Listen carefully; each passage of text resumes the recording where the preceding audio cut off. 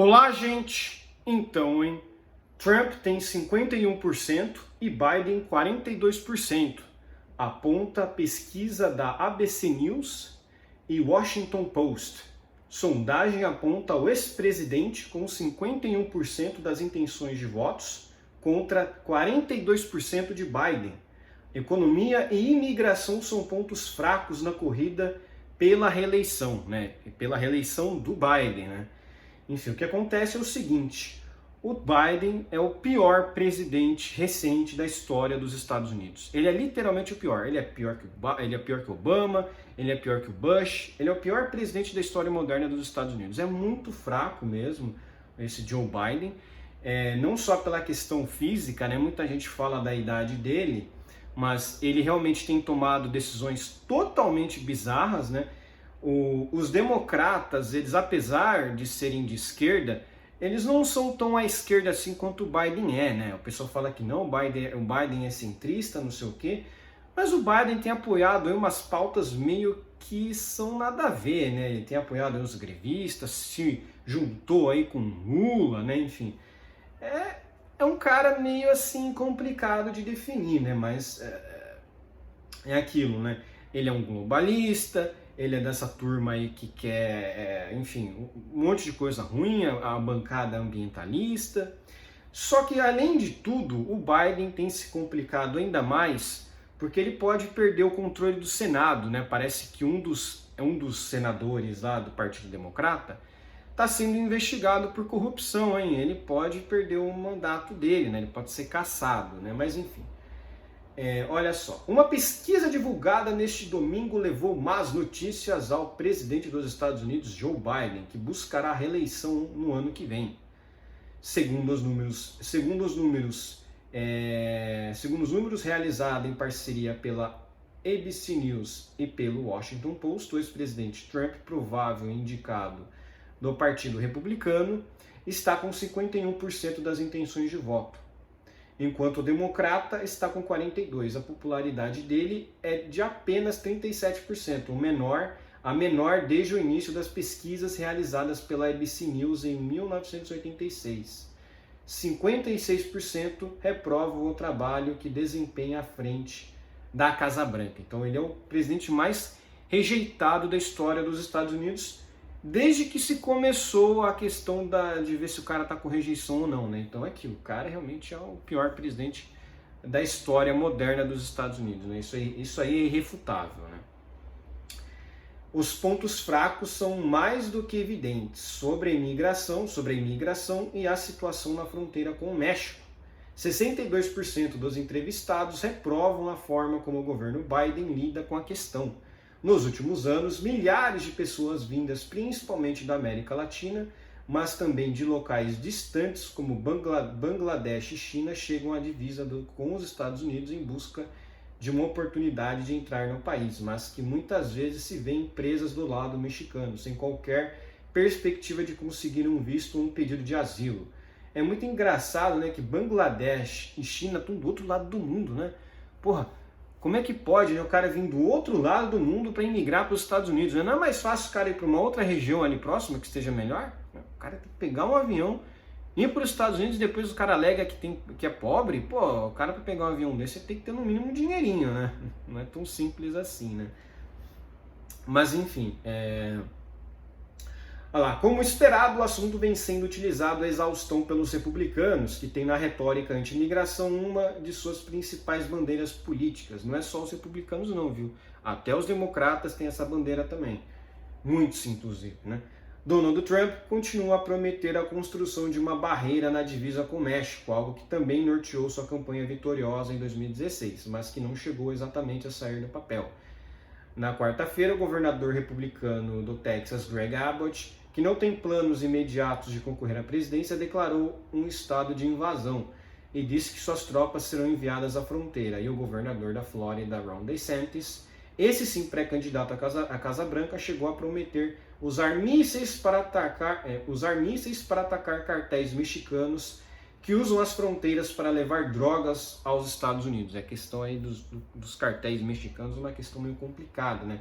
Porque não é só droga, não. Eles usam também, eles infiltram pessoas dentro dentro dos Estados Unidos ali para ficar fazendo, para ter aumento de crimes, né? O cartel mexicano é uma coisa assim de outro mundo, né? Realmente eles são muito violentos, né? Mas enfim, outro ponto fraco do Biden é a economia. Apesar de alguns indicadores serem positivos para o democrata, como a inflação, não é muito não, né? De 3,8% em agosto contra 8,26% no mesmo período do ano passado e do desemprego estar abaixo dos 4%, apenas 30% dos entrevistados dizem apoiar a forma como Biden conduz a maior economia do planeta. Para 44%, a situação financeira pessoal piorou nos últimos anos. E para 64%, ele faz um mau trabalho em um setor que, como já dizia o histórico estrategista democrata James Carville, é o que decide tudo no fim do dia, a economia, né? A economia, né? O pessoal realmente fica mais preocupado em relação a isso. E a economia dos Estados Unidos não está muito boa não, viu? Nesse ano a economia até pode estar um pouquinho melhor, mas ano passado até o Brasil com o Bolsonaro estava dando um olé neles em questão da inflação, né? A inflação nos Estados Unidos disparou tanto que em certos meses o Brasil estava tendo deflação enquanto os Estados Unidos estava tendo inflação, ou seja, o Brasil melhor que os Estados Unidos, lógico, atualmente o Brasil está com um desempenho inferior porque o Lula está no cargo, né? Então é meio difícil, né? Curiosamente, até um potencial problema que não necessariamente a culpa de Biden está sendo colocado na conta dos democratas. Hoje, os republicanos na casa não se entendem sobre o orçamento para o próximo ano fiscal. E a falta de um acordo pode levar à paralisação dos serviços essenciais do governo federal, uma situação conhecida como shutdown. Mas é aquilo, o parlamentar nenhum tem que ficar dando apoio pro cara que ele discorda também. Isso é fazer oposição. O problema do Biden é que ele agora tem oposição no Congresso americano, né? Ele não tem mais o controle da Câmara dos Deputados lá, né? Isso aqui eu acho que é maravilhoso, você fazer o shutdown mesmo e você ser oposição. Isso sim é ser oposição de verdade, você trancafiar todo o governo, todas as medidas que o governo quer fazer. Então, no caso aqui, eles estão sendo muito mais oposição do que o Centrão aqui no Brasil, né? Que o Centrão no Brasil está dando tudo pro Lula, né? Olha lá, a raiz do problema está na ala mais radical do Partido Republicano e o presidente da Câmara, Kevin McCarthy, republicano, não parece conseguir domar esses elementos. E nunca vai, porque essa ala radical é que mantém os republicanos ali meio que... se eles, por exemplo, rejeitarem essa ala radical, eles perdem o poder da Câmara, volta para os democratas. Então eles precisam dessas pessoas. Olha só que coisa, né? O fato das eleições terem sido mais apertadas no ano passado em relação à Câmara, né, dos representantes, é o que fez com que agora o Biden tivesse mais dificuldade de negociar alguma coisa ali em relação ao ano fiscal, né? Isso é ótimo para os republicanos, né? Porque eles não têm que ficar negociando nada para o Biden mesmo. O Biden que se lasque, a economia tem que quebrar mesmo. Tem que fazer isso aí mesmo. Não fizeram isso com o Trump, não fizeram isso com o Bolsonaro. Tem que fazer isso com a esquerda também. A esquerda acha que vai governar livremente, uma pena que eles não estão fazendo isso com o Lula, né? Até porque também o STF está controlando tudo no Brasil, enfim. No sábado, Biden disse que o impasse é de responsabilidade de um grupo de republicanos extremos. Mas a pesquisa da ABC News Washington Post mostra que, para 40% a culpa de um eventual shutdown seria de Biden e dos democratas no Congresso. Os republicanos são responsabilizados por 33% dos ouvidos pelos pesquisadores. Mas é aquilo, é culpa dos republicanos, mas porque eles não querem negociar algo em favor do Biden. Então aquilo não, o shutdown, se fosse o contrário, eles falariam, é direito de oposição. Mas aí quando a oposição realmente age como uma oposição, aí não pode, né? Porque, está prejudicando o Biden, né? Idade questionada. Além da desvantagem em relação a Trump na pesquisa nacional, de 51% a 42%, os números também confirmam uma tendência apontada por outras pesquisas nos últimos anos. Muitos eleitores questionam se Biden, hoje com 80 anos, é capaz de ficar mais 4 anos na Casa Branca. Então é isso, né? Tá muito velho, 80 anos, né? Será que ele vai aguentar ficar mais 4 anos na Casa Branca? Esse é o problema, né? Então, aí tem essa questão, Eu vou falar, aqui no texto acho que não tem isso, mas eu também eu estava aí pesquisando coisas a respeito das eleições americanas e o Ted Cruz, ele é republicano, ele é senador por Texas e ele disse uma coisa muito interessante, que na verdade os democratas, se eles começarem a ver que o Biden está derretendo em termos de popularidade, pode ser que eles lancem outro candidato. Até a Michelle Obama foi mencionada pelo Ted Cruz. Olha, se o Biden realmente começar a derreter muito, os democratas podem apresentar aí a Michelle Obama para concorrer em 2024, ou seja, um outro candidato, porque o Biden realmente está com uma popularidade muito baixa. Seria algo parecido que os argentinos estão tentando fazer agora lá com o Sérgio Massa, né? O Alberto Fernandes, ele nem está concorrendo à reeleição. O Alberto Fernandes pulou fora, não quer mais concorrer. Então seria algo mais ou menos desse tipo, entendeu? Aí eles colocariam um outro candidato ali para tentar manter o poder dentro do partido. Aí não seria mais, por exemplo, interesse do Biden de manter-se no poder. Aí seria mais interesse do partido de trocar as figuras para tentar manter o poder.